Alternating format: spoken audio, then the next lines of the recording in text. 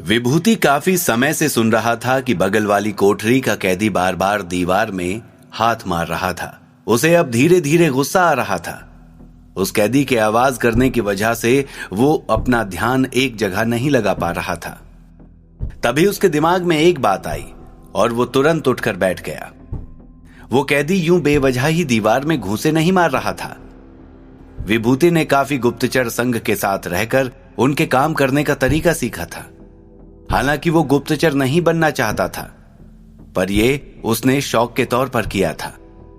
उसी दौरान उसे गुप्तचरों की गुप्त वार्तालाप करने की कई तरकीबें सिखाई गई थीं। ये उनमें से एक थी। उसने कैदी के हाथ मारने के तरीके पर गौर करना शुरू किया और उस तरकीब को लगाकर वो शब्द बनाने लगा। कुछ देर की मेहनत के बाद जो उसके समझ में आया वो ये था: रविदास, कैद, आजादी, आधी रात।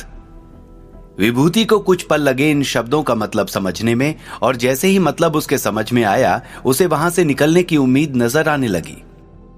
कैदी के दिए संदेश के अनुसार गोपाल दास का पुत्र रविदास उसे वहां से आजाद करवाने के लिए आधी रात को वहां आने वाला था। विभूति को तो यह मालूम था कि गोपाल दास को अगर खबर मिल गई उसके कैद होने की तो वो उसे वहां से निकालने की कोशिश जरूर करेगा, पर उसमें वो रविदास का इस्तेमाल करेगा ये नहीं पता था। रविदास और उसके संबंध अच्छे नहीं थे। अगर वो अपने स्वार्थ के लिए गोपाल दास के साथ ना होता तो कब का रविदास को सबक सिखा चुका होता। उधर रविदास ये बात अच्छे से जानता था कि इस वजह से वो हमेशा विभूति को परेशान करने के लिए उसके पीछे रहता था, और आज तो रविदास को विभूति का मजाक उड़ाने का बहुत अच्छा मौका हाथ आने वाला था। इस बात का विभूति को अंदाजा था, पर इस वक्त वो बेबस था। उधर वो कैदी अभी भी दीवार पर हाथ मारता ही जा रहा था। विभूति ने गुप्त भाषा में ही दीवार पर हाथ मारकर कहा, संदेश मिल गया, मैं प्रतीक्षा करूंगा। तब जाकर कहीं उस कैदी ने दीवार पर हाथ मारना बंद किया। विभूति दोबारा अपने बिस्तर पर जाकर लेट गया और आने वाले समय के बारे में सोचने लगा। देवयानी इस वक्त अपने पिता विश्वनाथ के साथ एक कमरे में बैठी हुई थी। चारों तरफ अलग प्रकार के नक्शे फैले हुए थे और देवयानी एक कागज पर एक नया नक्शा बना रही थी, जिसमें उसकी मदद उसके पिता कर रहे थे। विश्वनाथ पुरोहित एक किताब के पन्ने को पढ़ते हुए अचानक देवयानी से बोले, देखो इसे, यह एक अच्छा रास्ता है। थोड़ा छोटा है पर आबादी से दूर है। तुम्हें यह वाला भी अपने दिमाग में रख लेना चाहिए दूसरे रास्तों के साथ। ठीक है पिताजी, कहकर देवयानी ने वो पन्ना अपने हाथ में लिया और उसकी जानकारी अपने पास लिखने लगी। तभी एक स्वर्ण सैनिक ने वहां प्रवेश किया। विश्वनाथ पुरोहित को प्रणाम करने के बाद उसने बताया कि वो अधिपति कैलाश का संदेश लाया है। कहो, क्या संदेश लेकर आए हो तुम? विश्वनाथ पुरोहित ने कहा। उन्होंने कहा है कि वो आज रात का भोजन आपके साथ करना चाहते हैं, स्वर्ण सैनिक ने बताया। कहने को तो एक भोजन का निमंत्रण था, पर पहले से तय कार्यक्रम के अनुसार यह गुप्त संदेश था देवयानी के लिए कि अभियान आज रात से ही आरंभ होगा। ठीक है, उनसे जाकर कहो कि हम आज रात देवयानी के साथ उनके साथ भोजन पर आ रहे हैं, विश्वनाथ पुरोहित ने कहा। स्वर्ण सैनिक ने सहमति में सर हिलाया और वहां से चला गया। विश्वनाथ पुरोहित ने देवयानी को देखा और उसे काम को जल्द पूरा करने का इशारा किया। यहां काम को करने की जल्दबाजी अगर देवयानी को थी तो उधर गोपाल दास को उस गुप्तचर का इंतजार था जिसे उसने कैदी बनाकर विभूति के बगल वाली कोठरी में बंद करवाया था। आधी रात का समय हो चुका था। विभूति ने एक एक पल गिनकर काटा था। उसे इंतजार था कि आधी रात जैसे ही हो वो वहां से आजादी पाए। काफी समय से वो बेचैनी के साथ अपनी कोठरी में इधर उधर टहल रहा था। आखिरकार जब उससे रहा न गया तो उसने दीवार पर थपथपाकर उस गुप्तचर से पूछा, और कितना समय? उधर से कोई जवाब नहीं आया। विभूति ने दोबारा पूछा। कोई हलचल नहीं हुई। झल्लाकर उसने जोर से दीवार पे घूंसा मारा और फिर टहलने लगा। कुछ पल बीते। उस कैदी ने संदेश दिया, बस किसी भी पल। विभूति के दिल की धड़कन बढ़ गई। उसने कोठरी के दरवाजे से झांक कर देखा तो वहां दो पहरेदार बैठे हुए थे।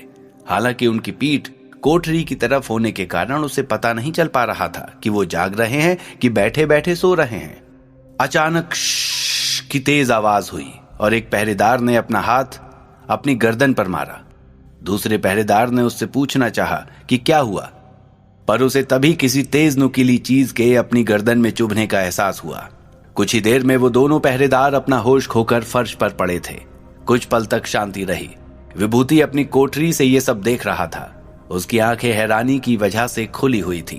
तभी बगल वाली कोठरी का दरवाजा खुलने की आवाज आई और उसमें से कोई बाहर निकला। तहखाने में बने होने की वजह से वहां काफी अंधेरा था। वहां रोशनी के लिए केवल 2 ही मशालें जल रही थीं, एक उन पहरेदारों के पास और एक ऊपर जाने वाले रास्ते पर। इसलिए उस कोठरी के बाहर आने वाले का चेहरा पहचान पाना मुश्किल था। ऊपर से उसने अजीब और गरीब हुलिया बनाया हुआ था। फटे पुराने कपड़े, बाल उलझे हुए जैसे पानी देख सदियां बीत गई हों, और चेहरे पर काफी गंदगी। वो अपनी कोठरी से बाहर आया और तुरंत ही उसने विभूति की कोठरी को खोलना शुरू कर दिया। दरवाजा खुला और विभूति बाहर निकला। उसने धीमी आवाज में उस कैदी से पूछा, क्या वे दोनों मारे गए? उसने मुंह पर उंगली रख के चुप रहने का इशारा किया और आगे बढ़ गया। विभूति भी उसके पीछे चल दिया। इधर देवयानी और विश्वाधिपति कैलाश के तंबू के सामने खड़े थे। सारी तैयारियां हो चुकी थी। जो 2 योद्धा देवयानी के साथ इस अभियान पर जा रहे थे, उनका हुलिया इस तरह था जैसे वो किसी देश के व्यापारी हों और अपने घर वापस जा रहे हों, और देवयानी उनके साथ थी। इस अभियान में देवयानी उनकी मुख्य जरूर थी, पर उन्हें ये बात दिखानी नहीं थी ताकि किसी को भी उन्हें देखकर शक ना हो। 2 योद्धाओं में से एक देवयानी के पति की भूमिका में था और दूसरा देवयानी के भाई की भूमिका में। उनके सफर के लिए व्यापारियों वाली गाड़ी तैयार कर दी गई थी, जिसमें दिखाने के लिए तो थोड़ा बहुत व्यापार का सामान भरा था और बाकी में उनके अभियान के लिए जरूरी चीजें, हथियार और बाकी चीजें उस गाड़ी में गुप्त रूप से छुपाई गई थीं। उनके साथ जाने वाले पहले योद्धा का नाम कार्तिक था। वो एक वायु सिद्धि धारक था। उसके माता पिता बचपन में ही गुजर गए थे। उसका लालन पालन उस अनाथालय में हुआ था जहां उसके जैसे कई बच्चे थे। उसके पास तत्व सिद्धि है, ये बात मालूम चलने पर अधिपति कैलाश उससे मिलने आए। उसके बाद उसके ऊपर खास नजर रखी जाने लगी थी। एक तरफ तो वो तत्व सिद्धि में महारत हासिल कर रहा था, दूसरी तरफ अधिपति कैलाश के कहने पर दूसरी तरफ एक वैदराज उसे जड़ी बूटियों का ज्ञान भी दे रहे थे। जब वो योद्धा स्वर्ण सैनिकों के दल में शामिल हुआ, तब तक वो सिद्धि धारक के साथ साथ एक बहुत अच्छा वैद्य भी बन चुका था। इस अभियान में वो देवयानी के पति के रूप में उसके साथ जा रहा था। इस अभियान में शामिल दूसरे योद्धा का नाम था प्रताप। प्रताप एक जल सिद्धि धारक था। उसने अपनी पूरी शिक्षा दीक्षा पाणिक के साथ रहकर ही ली थी। तत्व सिद्धि पर काबू पाना हो या युद्ध में दूसरे योद्धा पर भारी पड़ना, ये सब उसे पाणिक ने सिखाया था। वैसे तो उसके बहुत शिष्य थे, परंतु पाणिक प्रताप को अपने साथ ही रखता था। लोगों को लगता था कि ऐसा वो उसके गुणों की वजह से करता है, पर सच्चाई सिर्फ अधिपति कैलाश को मालूम थी कि प्रताप पाणिक के स्वर्गवासी भाई का बेटा था। इस अभियान में प्रताप देवयानी के भाई के रूप में साथ था। सब लोग इस वक्त चलने के लिए बिल्कुल तैयार थे। तभी प्रताप की नजर दूर तहखाने से ऊपर आने वाले रास्ते पर पड़ी। वो 2 लोग थे जो धीरे धीरे छुपते हुए वहां से बाहर आ रहे थे। उसने तुरंत अधिपति कैलाश को इसके बारे में बताया। बाकी सब ने भी मुड़कर उन्हें देखा। ये लोग ऐसे अंधेरे कोने में थे कि ये तो उन लोगों को देख पा रहे थे, पर उनकी नजर इन पे नहीं पड़ सकती थी। अधिपति कैलाश ने उन्हें देखा और मुस्कुराकर बोले, अभी जाने दो उसे। देवयानी ने यह सुना और पूछा कि कौन है वो। अभियान की भागदौड़ की वजह से उसे विभूति के बारे में पता नहीं लग पाया था।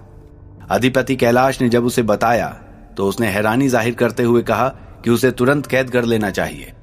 फिर अधिपति कैलाश ने उसे कहा कि वो सिर्फ तहखाने से दूर जा रहा है, ना कि उनकी नजरों से दूर, और देवयानी को अपना ध्यान उस अभियान की तरफ लगाने को कहा।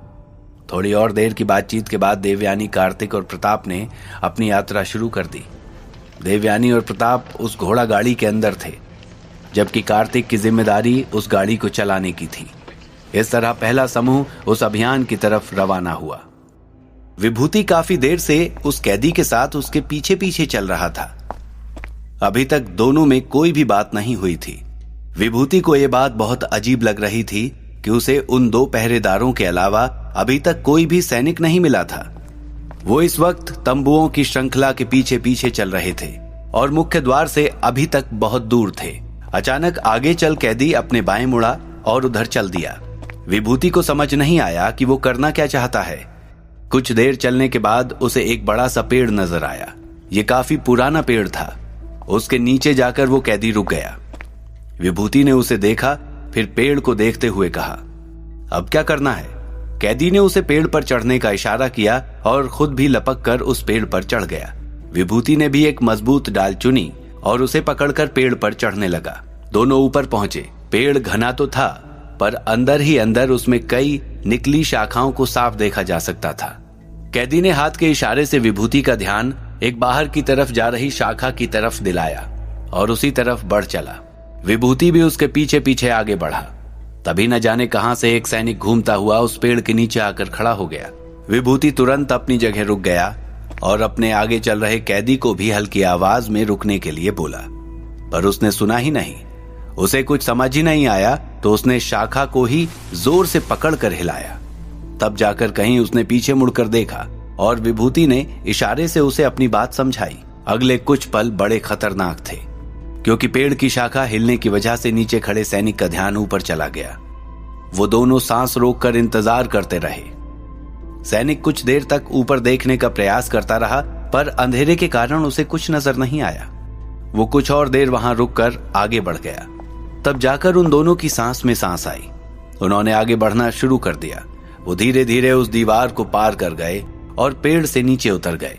इधर अधीश अपने सारे सामान के साथ एक घोड़े पर सवार होकर उस मैदान के बाहर पहुंचा। अधिपति कैलाश ने उसको अभ्यास स्थल के ज्यादा पास तक आने को मना किया था, इसलिए वो उनका इंतजार वहीं करने लगा। काफी समय बीत गया। उसे एक साया मैदान के बाहर आता दिखाई दिया। मैदान के अंदर जल रही मशालों की थोड़ी बहुत रोशनी बाहर तक आ रही थी। फिर भी अधीश को आने वाले की पहचान का अंदाजा लगा पाना मुश्किल था। कुछ पल बीते। वो साया अब धीरे धीरे स्पष्ट होने लगा था। वो अधिपति कैलाश ही थे जिनका इंतजार अधीश वहां कर रहा था। वो अपने कपड़ों के ऊपर एक लबादा ओढ़े हुए थे, जिससे उन्हें कोई पहचान न पाए, पर अधीश ने उनके चलने के तरीके से पहचान लिया था। अधिपति कैलाश ने पास आकर अपना लबादा उतार दिया। अधीश भी घोड़े पर से उतरकर खड़ा हो गया। तो आ गए तुम? अधिपति कैलाश ने अपनी भारी आवाज में कहा। जी, क्या देवयानी का काफिला आगे बढ़ चुका है? अधीश ने बोला। हाँ, उनको निकले कुछ समय हो गया है, अब तुम्हारी बारी है, कहकर अधिपति कैलाश अधीश को देखने लगे। बताइए, मेरे लिए क्या आदेश है आपका? पाणिक तो रहे नहीं, मुझसे अकेला जो बन पड़ेगा वो करूंगा, पर हार कर वापस नहीं आऊंगा। अधीश ने अंत में कुछ शब्द जैसे खुद को कहे थे। क्या तुमने सारे नक्शे साथ ले लिए हैं? वो यंत्र जो मैंने तुम्हें दिया था वो साथ है? अधिपति कैलाश बोले। हाँ, मैंने सारा सामान रख लिया है, अधीश ने जवाब दिया। मुझे सबसे पहला वाला नक्शा दिखाओ, कहते हुए अधिपति कैलाश ने हाथ आगे किया। अधीश ने अपने सामान में से उस नक्शे को खोजा और अधिपति जी को पकड़ा दिया। उन्होंने उस नक्शे को कुछ देर तक देखा, फिर एक खास जगह पर निशान लगाते हुए कहा, ये पहाड़ी देख रहे हो? तुम्हें यहां 2 दिन रुकना है, उसके बाद आगे के अभियान के लिए जाना है। अधीश को 2 दिन तक एक ही जगह रुकने का मतलब समझ नहीं आया।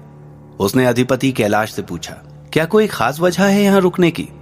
हाँ, मैं अभी तुम्हें समझा नहीं सकता, पर अगर तुम वहां 2 दिन रुको और कुछ खास ना हो तो बेशक आगे बढ़ जाना, पर 2 दिन जरूर रुकना, अधिपति कैलाश ने कहा। उसके बाद अधीश ने उनसे विदा ली और अपने अकेले सफर पर आगे बढ़ गया। इधर वो कैदी और विभूति गोपाल दास के निज निवास पर पहुंच चुके थे।